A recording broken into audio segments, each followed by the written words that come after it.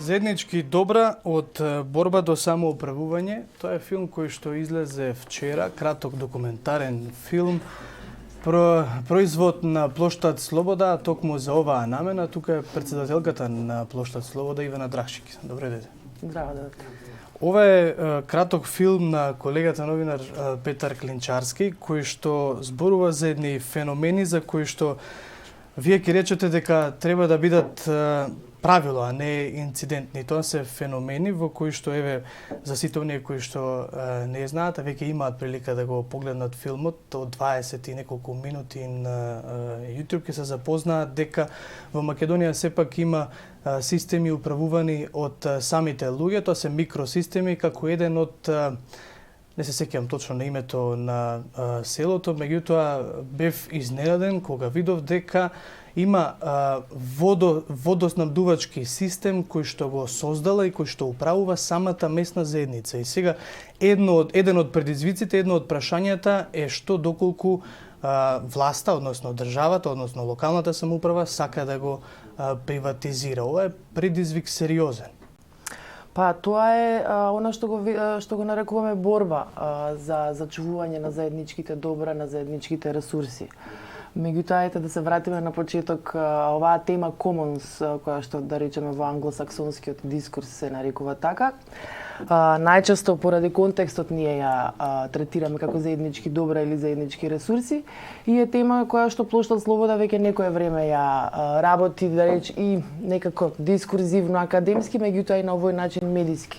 Со Петар Клинчарски се најдовме пред известно време и тоа е еден од ретките новинари, а сме посегнале кон повеќе новинари, тоа е еден од ретките новинари кој што ја свати важноста на оваа борба, бидејќи најчесто се манифестира како некаква микроборба во некакви помали заедници, меѓутоа потенцијалот, трансформирачкиот потенцијал кој што го има, може да представува едно од можните решенија кои што денеска и како ни се потребни во налет на се поголеми, се поголем продор на приватниот капитал и на неолибералната логика во јавните добра, ресурси, услуги и така натаму. Формата низ која постои овој дискурс е тоа. Едното е борба, а другото е веќе модел на управување. Кога моделот на управување е загрозен, станува борба. Кога борбата ќе успе, станува модел на управување. И така тие ситуации се поврзани. Случајот со Боговиње кој што го спомнуваш е случај, не е единствен таков случај, и тоа се некакви остатоци од минатиот систем во кој што живеевме, кој што иако од горе надолу сепак форсираше некаква поинтензивна инволвираност на локалните заедници, на самите граѓани во различни процеси на носење одлуки. Некои од тие процеси беа неуспешни, како што се уверивме, меѓутоа некои од нив оставија доста успешни, упашки позади нив. И иако во овој момент не знаеме како да се снајдеме, државата вели дека тие треба да се вклучат на јавната мрежа и да се однесува тој естаблишмент, тој систем да се однесува како јавно предпријатие, секако постои друга страна која притиска и која вели, ама не, вам ќе биде подобро доколку ја основате приватна фирма и почнете да работите по таа логика. Меѓутоа, граѓаните, жителите на ова село, кое што делува како едно од поуредените села во нашата земја, едно од ретките села каде што мислам дека населението, ако не расте, барем е стабилно бројот на населението и селото, верувајте дека физички, урбанистички делува поуредено и поприбрано од многу делови на главниот град на Северна Македонија. Самите го имаат изградено, самите го одржуваат и самите имаат пресметано, односно осетено, искуствено со годините наназад, колку вода, каков е водостојот, самите носат примероци на бактериолошки испитувања, самите си ги поправаат кваровите кога се случуваат. Не се случило подолго од половина час некој да нема вода. Многу се ниски трошоците, ова ми е многу важно. Многу се ниски трошоците и некако целиот трошок е многу дистрибуиран низ населението, па доколку се појават семејства кои што не можат некое време да плаќаат, ќе видите во филмот, тоа се дистрибуира на сите и воопшто никој не чувствува некое поголемо покачување на сметките и така натаму. Кога овој систем би се ставил во рамките на било што од ова претходно што го спомнавме, апсолутно нема да функционира на овој начин и тоа се покажало во други примери така. Во Гевгелијско имавме успешен примерок со стопирањето на родниците. Имаме уште некои слични примери на масовно организирање кои што стопирале одредена цел за искористување на одредени ресурси. Меѓутоа, која е точката при која управувачите, односно властите, треба да станат дел од одбранбената заштита, односно од организирањето на самата заедница, како што еден од тие позитивни примери беше градоначалникот на Богданци. Иако не се следи таквиот Да. Па мислам дека во овој момент е работа на проценка. Изминативе години имавме многу прилики кога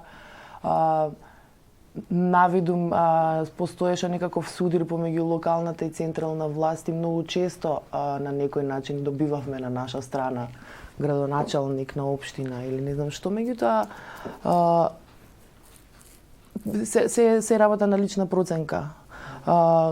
Дури во случајот, да речеме, со гасоводот на Водно, градоначалникот на Скопје реално или барем дискурзивно во извесен период и покрај тоа што институциите се изнесуваа на одреден начин, тој беше составот на истата страна како и граѓаните, дека и градот издаде и такво мислење, така да мислам дека во овој момент се работи на лична проценка кога тие би можеле или не би можеле да превагнат на оваа или онаа страна, бидејќи политичките партии секако знаеме како функционираат кај нас и голема е веројатноста од некаква острозација по тоа во нивната партија. Зошто сега оваа тема?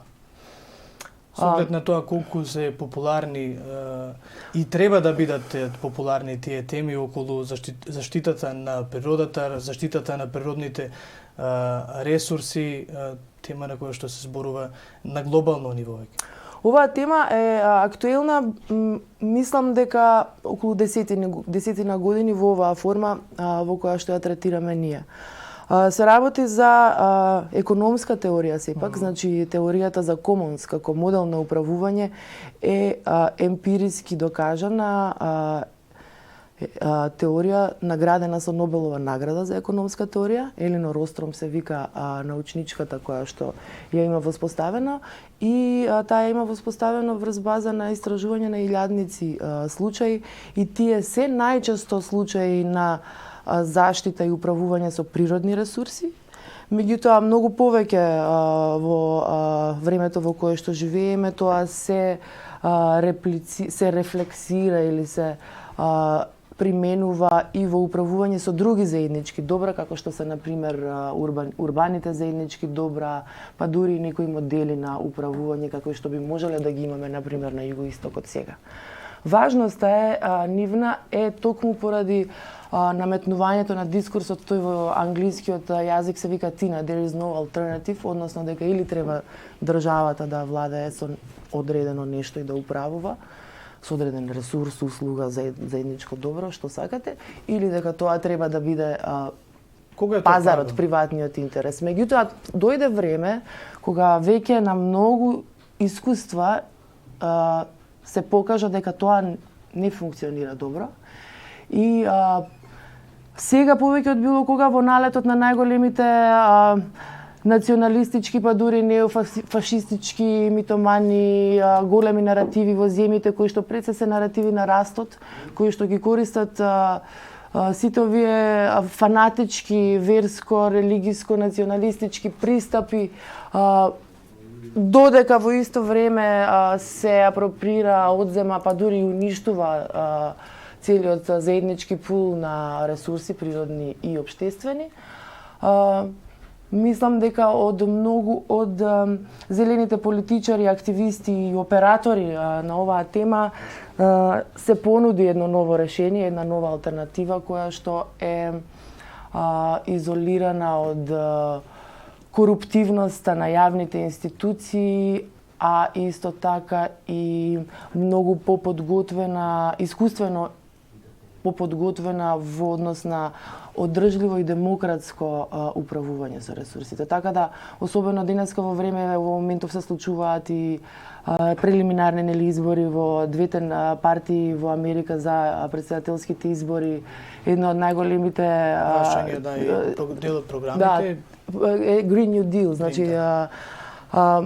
принципите, мерките кои што се предлагаат во тој Green New Deal, според нас, според мене и моите истомисленици, може да се спроведат само и само со овие некои методи. Методи на заедничко управување, методи на одраст, методи кои што веќе не ги третираат природните ресурси како нешто кое што ќе ни трае за секогаш, не го ставаат човекот во центарот на општеството и светот во кој што живееме и се бават со носење на јавни политики базирани на податоци и информации и истражување. Во таа насока, кога зборуваме освен за јавните добра и за јавниот простор, кога, бидејќи имам чувство како да, доколку јавниот простор не носе некаков профит за дали за приватниот собственик, дали за државата, како да има тенденција да се приватизира. Ние ретко имаме јавни простори кои што треба да бидат само јавни, каде што ќе се содруваат култури, каде што ќе се содруваат општања меѓу луѓе. Во кој момент и како се стопираат таквите тенденции за приватизирање на јавниот простор и во насока на јавните добра? Па не постои еден единствен рецепт за тоа. Најчесто, знаете, Commons, владењето базирано на принципите на Commons е владење кое што се базира на некакви 8 принципи. Меѓутоа, конкретните модели кои што произлегуваат само и само од локалните заедници. Значи, не од страна, од некој кој што имал успешен модел, па им дошол и им рекол и вака правете. Ниту пак од државата или од некакви институции погоре или од некаков авторитарен лик или не знам. Туку доаѓаат исклучиво од заедниците, бидејќи во оваа теорија е истражено и докажано дека многу често и покрај тоа што просечно гледано, ако го земеме просекот на припадникот на една заедница, нивото на експертиза, познавање, знаење е доста ниско во однос на потребите за управување со еден ресурс. Меѓутоа, постои нешто што се вика frontline wisdom или мудрост од првите редови, мудрост која што е искуствена мудрост и знаење, која што се пренесува со генерации и која што практично е одреден куп на знаење од кој што произлегуваат овие некакви многу често пленумски дискутирани потреби, потенцијали и на крај се доаѓа до некакви правила на функционирање. Јавниот простор кај нас има тенденција и во голема мера е приватизиран. Би ги подсетила моите сограѓани и сограѓанки не само на билборди, него и на звучниот напад кој што го доживуваат. Веќе на автобуска станица слушаш реклами. Зошто сме ние должни да слушаме рекламирање на приватни производи и фирми додека го чекаме автобусот, додека одиме на работа? Ниту гледаме телевизија, ниту некаков медиум. Кој добива од тие реклами?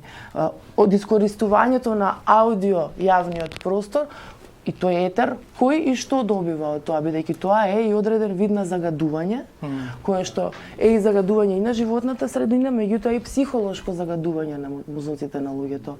На кој начин тоа се компензира, што не велам дека е истој правилен пристап, правење престапи па компензирање за нив, меѓутоа сакам само да истакнам на кои се начини е приватизиран и окупиран јавниот простор, нашиот заеднички простор. Меѓутоа, тука е важно прашањето на кој начини се донеле одлуките, колку од тој простор, за колку пари, кому да се отстапува и колку од тоа му се враќа на градот на вистина, на оној кој што го отстапил, а колку од тоа всушност ние чувствуваме. И на крај каде завршува профитот? Секако дека профитот најмногу завршува кај приватните концесионери, кај приватните фирми, кај чичковците во дела кои што не бркаат од јавните расправи во општините и во градовите кога тргнуваме да се вмешуваме во овие теми. Ивана Драгшик, председателка на Плоштад Слобода, во утрински брифинг, заеднички добра од борба до самоорганизирање, краток молам, сакав да го спомнам тимот кој што работеше, би било навистина, би било неблагодарно за крај да не ги спомнам. Тоа е Петар Клинчарски и неговите двајца колеги со кои што веќе до сега имаме изработено неколку филмови и на gradзасите.mk или на ourcommons.org филмот веќе може да се погледне и се надевам дека ќе добиеме некаков фидбек. А сакав да прашам кој ќе биде фидбекот.